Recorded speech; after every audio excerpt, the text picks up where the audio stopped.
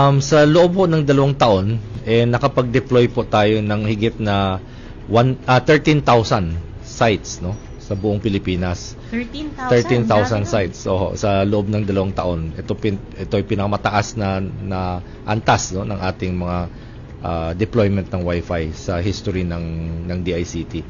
At tuloy-tuloy po ang ating deployment niyan. At ang tinatarget po natin ang tinatawag na GIDA area. Anong ibig sabihin ng GIDA? Opo. Geographically Isolated and Disadvantaged Areas.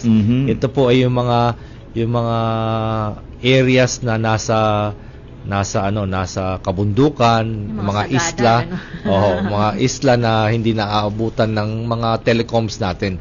Bakit hindi naaabutan? Dahil alam niyo po, yung mga kumpanya natin ng mga telecoms, siyempre kailangan kumita sila. So kung maglalagay sila ng infrastructure doon, kakaunti yung tao or masyadong malayo, yung gagastusin nila upang maiparating doon yung cell signal, napakalaki, hindi nila mababawi yan at malulugi sila. So iniiwasan nila yung mga lugar na yan. At dyan po ang pumapasok ang DICT sa gobyerno. Ang gobyerno ngayon ang magdadala ng connectivity doon sa mga liblibang lugar.